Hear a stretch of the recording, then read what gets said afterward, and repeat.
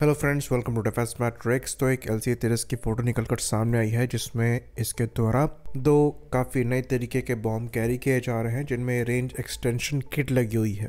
ये actually American JDAM है जिनका इंटीग्रेशन इस प्लेटफॉर्म के साथ होना था। प्रिसाइजली कहा जाए तो ये JDAM ER है और ये करीबन 500 पाउंड्स या फिर 250 किलोग्राम के बॉम्ब्स हैं जो कि 70 किलोमीटर के अप्रॉक्स की स्टैंड ऑफ रेंज आपको प्रोवाइड करा देते हैं। यानी कि जो टारगेट है उससे 70 किलोमीटर की दूरी से ही इन बॉम्ब को गिराया जा सकता है और ये बॉम्ब टारगेट को उसके बाद भी प्रिसाइजली हिट करने में सक्षम होंगे। तो ये मैक्सिमम रेंज आपको तभी मिलेगी अगर ये बॉम्ब 35,000 फीट या फिर 11,000 मीटर की ऊंचाई से गिराए जाए। तो यहाँ पर ज़्यादा स्टैंड ऑफ रेंज मिलने का फ़ायदा ये है कि अगर टारगेट को मीडियम रेंज की भी surface to air missile protect कर रही है तब भी आप उसकी इंगेजमेंट रेंज के बाहर होंगे।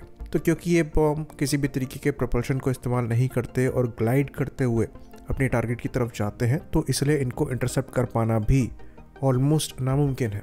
तो गाइडेंस के लिए यहाँ पर GPS और इनर्शियल नेविगेशन सिस्टम को इस्तेमाल किया जाता है। तो GPS अगर आप यूज़ करेंगे तो जो एक्यूरेसी है वो बढ़ जाती है, करीबन 5 मीटर CP की मिल जाती है। लेकिन अगर आप इनर्शियल नेविगेशन सिस्टम यूज़ करेंगे तो जो एक्यूरेसी है वो कम हो जाती है, करीबन 30 मीटर CP के आसपास की पहुंच जाती है। तो बेसिकली GPS जैमिंग टेक्निक्स भी इस्तेमाल करी जाती हैं और अगर ऐसा इन्वायरमेंट है जहां पर GPS काम नहीं कर रहा है उसके बाद भी ये टारगेट के काफ़ी क्लोज गिरने में सक्षम होगा अपने इनर्शियल नेविगेशन सिस्टम को यूज़ करते हुए। और क्योंकि ये 250 किलोग्राम के आसपास का वॉरहेड कैरी करेगा इसलिए बहुत ज़्यादा एक्यूरेट ना होने के बावजूद INS मोड में ये टारगेट को डिस्ट्रॉय करने में तब भी सक्षम होगा। तो जो 30 के साथ आप बॉम्ब्स देख रहे हैं उनका कलर नीला है, यानी कि ये डमी बॉम्ब है और इनमें वॉरहेड नहीं है। मोस्ट लाइकली ये टेस्टिंग के दौरान की फ़ोटो है और इनका जो इंटीग्रेशन है वो किया ही जा रहा है अगर ये लेटेस्ट फ़ोटो है तो अब आप लोग के सवाल ये उठ रहे होंगे कि अगर हमारे पास इतने सारे ऑप्शंस हैं तो हम अमेरिकन बॉम्ब की तरफ ही क्यों जा रहे हैं, क्योंकि हैमर जो है वो पहले ही हम यहाँ पर इंटीग्रेट कर चुके हैं।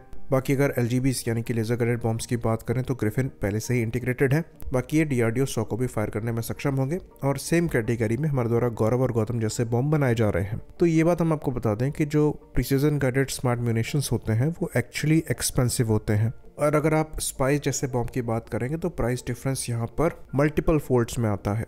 लॉन्ग टर्म में अगर आपको प्रिसीजन स्ट्राइक करनी है वॉर में तो बहुत ज़रूरी है कि आप ऐसे म्यूनिशंस को यूज़ करें जो कि बहुत ज़्यादा कॉस्टली ना हो और आपका काम करने में सक्षम हो। तो ये जो JDAM किट है ये डम बॉम्ब में लग जाती है और बहुत ज़्यादा कॉस्ट को ना बढ़ाते हुए उसे प्रिसाइज स्मार्ट म्यूनिशन बना देती है। बेसिकली इन्हें रेक या फिर रेंज एक्सटेंशन किट कहा जाता है। तो इस पर हम भी काम कर रहे हैं जिसके अंतर्गत गौरव और गौतम जैसे बॉम्ब को बनाया जा रहा है। तो वो जो बॉम्ब्स हैं वो 2000 पाउंड्स और 1000 पाउंड्स के हैं। जो गौरव है वो 2000 पाउंड या फिर 1000 किलोग्राम के आसपास का है, वहीं पर जो गौतम है ये 1000 पाउंड या फिर 500 किलोग्राम के आसपास का है। JDAM जो यहाँ पर इंटीग्रेट किए जा रहे हैं ये 500 पाउंड कैटेगरी में आते हैं जो कि 250 किलोग्राम के आसपास के हैं। तो ये एक डिफरेंट कैटेगरी है। साथ ही साथ वेपन ऑप्शंस ज़्यादा होने का फ़ायदा एक्सपोर्ट मार्केट में भी रहता है। तो यहाँ पर हम जितने भी वेपन्स को इंटीग्रेट कर पाएंगे उतना ही यहाँ पर चीज़ें एक्सपोर्ट के लिए बेहतर होती चली जाएंगी, क्योंकि अगर एक्सपोर्ट कस्टमर के पास पहले से ही ये बॉम्ब्स हैं इन्वेंट्री में तो वो आसानी से 30 से भी इंटीग्रेट हो पाएंगे। तो एक प्लस की तरह ये उनके लिए एक्ट करेगा। तो अगर आप JDAM के कस्टमर्स को देखेंगे तो वहाँ पर आपको काफ़ी बड़ी लिस्ट मिलेगी। तो यहाँ पर इंडियन एयरफोर्स के लिए तो बेनिफिशियल है ही ये बॉम्ब्स, साथ ही साथ एक्सपोर्ट के लिहाज से भी एक बड़ा प्लस ऐड करते हैं। तो ये बात हम आपको बता दें कि ये जो JDAMs हैं ये इतने ज़्यादा प्रिसाइज हैं कि US नेवी इनको एंटी शिप ऑपरेशंस के लिए भी इस्तेमाल करती हैं। तो इन किट्स को यूज़ करते हुए नेवल माइंस को ड्रॉप किया जाता है जो कि शिप हंटिंग का काम करते हैं।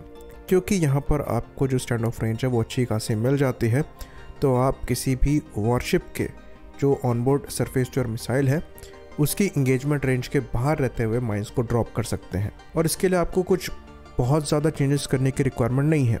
अगर आपके JDAM इंटीग्रेटेड है तो आप यहाँ पर बॉम्ब को माइंस से रिप्लेस कर सकते हैं, ये वैसे ही काम करेंगे। तो अगर फ्यूचर में इंडियन एयरफोर्स LCA-30 के साथ एंटी शिप ऑपरेशंस भी परफॉर्म करना चाहेगी तो वो भी पॉसिबल होगा इन JDAMs के साथ। तो ये एक काफ़ी पॉजिटिव डेवलपमेंट है जो कि LCA-30 की कैपेबिलिटी को तो इंक्रीज़ करता ही है, साथ ही साथ एक्सपोर्ट के लिए भी इस प्लेटफॉर्म को और ज़्यादा अट्रैक्टिव बनाता है।